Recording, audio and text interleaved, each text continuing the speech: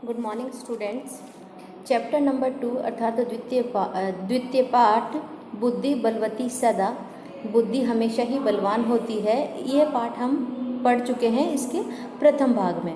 अब इस द्वितीय भाग में हम लोग इसके शब्दार्थ करेंगे। ठीक है। पहला है भार्या। भार्या मतलब पत्नी होता है, वाइफ। फिर देखिए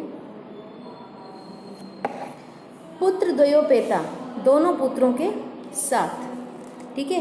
उपेता युक्ता या युक्त बोल दो।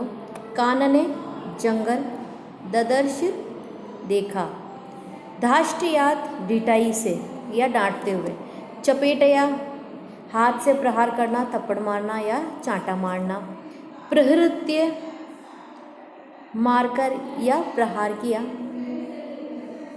फिर देखिए जगाद। जगाद मतलब होता है कहा। कलह, कलह का मतलब है विवाद करना या झगड़ा करना। विभज्य, विभज्य का मतलब है अलग अलग करके या बांट के। लक्ष्यते देखा जाएगा, ढूंढा जाएगा। व्याघ्रमारी, व्याघ्र मारियति बाघ को मारने वाली। ठीक है। फिर देखिए नष्ट है। नष्ट का मतलब है भाग गया। भामिनी मतलब रूपवती स्त्री। जम्बूकह का मतलब होता है सियार या श्रृगाल। गूढ़ प्रदेश का मतलब है गुप्त प्रदेश में जहाँ किसी को पता ना चले, ऐसे प्रदेश में जाना या छिप जाना। ठीक है। फिर देखिए नेक्स्ट इसके प्रश्न उत्तर देखिए।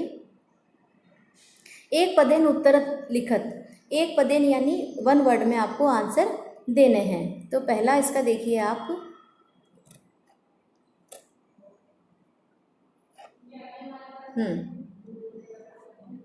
बुद्धिमती कुत्र व्याघ्रम ददर्श। बुद्धिमती ने कहाँ पर शेर को या सिंह को देखा? तो इसका आंसर हो जाएगा गहन कानने। ठीक है, घने जंगल में। ठीक है। फिर देखिए भामिनी कया विमुक्ता। भामिनी किस भय से मुक्त हो गई? किससे मुक्त हो गई? भयात यानी भय से। ठीक है। सर्वदा सर्व कार्येषु क्या का बलवती, सभी हमेशा, सर्वदा का मतलब है हमेशा, सभी कार्यों में क्या बलवती होती है? तो बुद्धि। इसका अर्थ हो जाएगा बुद्धि। ठीक है। ये देखिए बुद्धि। फिर है व्याघ्र कस्मात विभेति। व्याघ्र किससे डर गया? मानुषात, मनुष्य से। ठीक है। प्रत्युत्पन्न मति बुद्धिमति किम आक्षिपंती उवाच।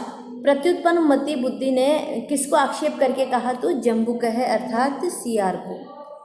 फिर देखिए अधोलिखित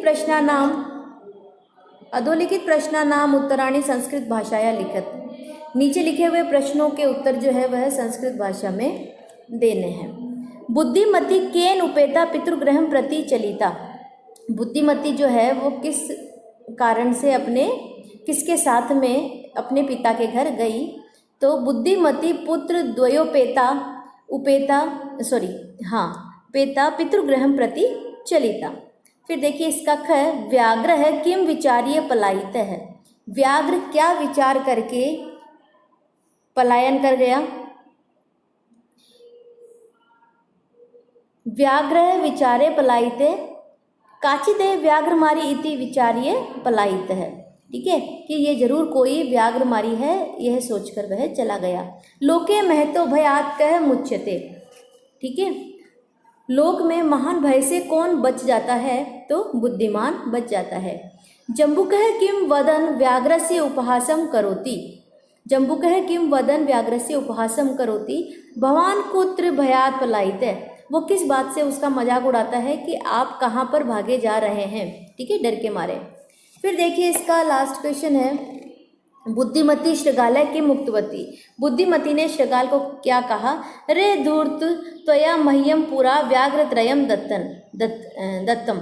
हे धूर्त, तूने मुझे पहले 3 व्याघ्र दिए थे, 3 शेर दिए थे। अब देखिए क्वेश्चन नंबर नेक्स्ट, प्रश्न निर्माण करना है। स्थूल पदमादृत्य प्रश्न निर्माणम कुरुत। जो ये शब्द दिए गए हैं अंडरलाइन, इनके हमें प्रश्न बनाने हैं। ठीक है। पहला देखिए, तत्र रासिंगो नाम राजपुत्र है वसति स्म। वहाँ पर राज सिंह नाम का राजा का पुत्र रहता था, तो किसी भी नाम के लिए आएगा कह। ठीक है। बुद्धिमती चपेटया पुत्रो प्रहृतवती, बुद्धिमती चपेटया, बुद्धिमती ने चांटा लगाया अपने पुत्रों को, ठीक है, प्रहार करते हुए उन्हें मारा, तो चपेटया की जगह आ जाएगा कया। ठीक है। फिर देखिए नेक्स्ट, व्याघ्र दृष्ट्वा दूरतः शृगालय अवदत्, तो व्याघ्र की जगह कम, व्याघ्रम कम, त्वम मानुष्यात् विभेषी कस्मात्। ठीक है, तो इसमें आ जाएगा कस्मात्। जब भी पंचमी विभक्ति होगी तो इसके प्रश्न में भी पंचमी विभक्ति होगी। पुरा त्वया मह्यम व्याघ्रत्रयम दत्तम। ठीक है, तो मह्यम की जगह आ जाएगा कस्मै। अब ये घटना का जो वाक्यों का है घटनाक्रम, वह आपको इस पाठ को देखकर इसे पूर्ण करना है। ठीक है, तो इसे हम लोग जो ये दिया है, व्याघ्र मारी व्याघ्र मारी इयमिति मत्वा पलायितः प्रत्युत्पन्नमति सा वृषकालम आक्षिपन्ति उवाच जम्बुकृतोत्साह व्याघ्र पुनः काननम आगच्छत् मार्गे सा एकं व्याघ्र अपश्यत् व्याघ्रं दृष्ट्वा सा पुत्रौ ताडयन्ति उवाच अधुना एकमेव व्याघ्रं विभज्य। फिर देखिए नेक्स्ट, बुद्धिमती पुत्रद्वयेन उपेता पितृगृहं प्रति चलिता त्वं व्याघ्रत्रयम् आनेतुं प्रतिज्ञाय एकमेव आनीतवान् गलबद्ध शृगालय व्याघ्र पुनः पलायित है। इन सबको हमें क्रम के अनुसार इन्हें जमाना है। ठीक है। फिर देखिए क्वेश्चन नंबर 5, संधि विच्छेद करना है हमें। तो देखिए पहला, पितुर्गृहम, पितु प्लस गृहम, एकैकः, एकः एकः। ठीक है, इन पे दोनों पे विसर्ग आएंगे, एक ही एक है। अन्य अपि, ठीक है। फिर देखिए अन्य अपि, अन्य है प्लस अपि, अन्योपि। ठीक है, इसमें विसर्ग संधि आएगी। इति प्लस उक्त्वा, इत्युक्त्वा। ठीक है, यत्रास्ते, यत्र प्लस आस्ते, यत्रास्ते। ठीक है। फिर क्वेश्चन नंबर 6 देखिए, अधोलिखितानां पदानां अर्थम कोष्टकात् चित्वा लिखत। जो सामने शब्द दिए हैं उनके अर्थों को कोष्टक में लिखा है, उन्हें हमें चुनकर लिखना है। ददर्श का दृष्टवान, जगात का अकथयत, ययौ गतवान, अतुम खादितुम, मुच्यते मुक्तो भवति, ईक्षते पश्यति।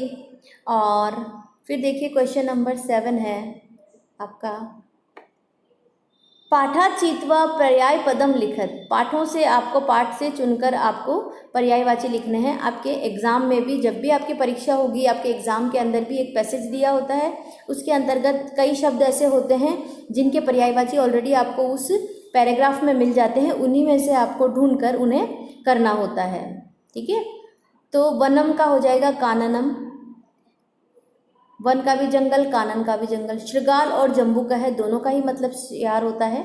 शीघ्र सत्वरम, शीघ्र का मतलब जल्दी है। पत्नी भार्या, दोनों का मतलब एक ही है, वाइफ। गच्छसि या यासी।